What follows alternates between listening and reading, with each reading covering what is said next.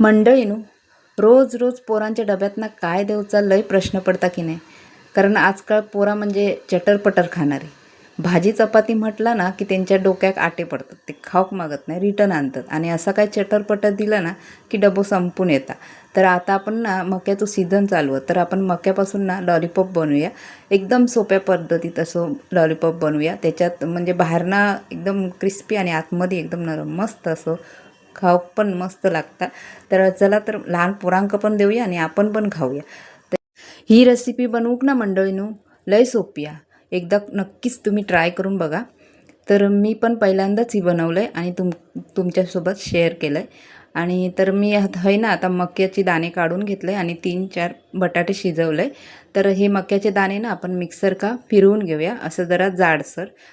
जास्त बारीक नाही करायचं, कारण पाणीसारखा होता, पातळ होता. आणि बटाटे मी मॅश करून घेतले. तर हे बघा मी फिरवून घेतले आणि जे मी थोडेसे दाणे बाजूक केलं होते ते ह्याच्यात टाकले, म्हणजे खाताना ना ते असे दाताखाली येतं, मस्त लागतात.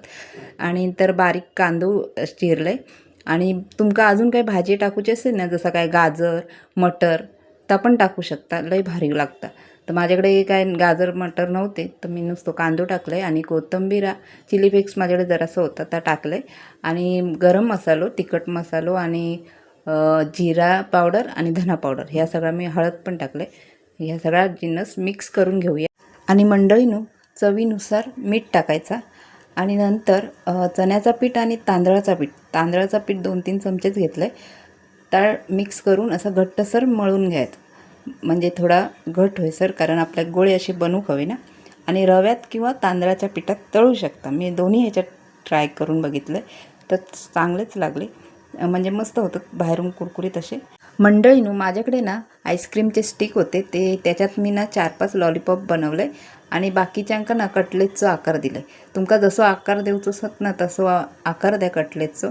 आणि खूप छान होतं ते आणि मस्तच होतं, टेस्टी एकदम एक नंबर. तर मंडळीनो, एकदा ना ट्राय करून नक्की बघा, खरोखर खूप छान होतं. आणि चला तर मग कसं वाटलं तुमका मिनी व्हिडिओ माझं, कमेंट करून नक्की सांगा.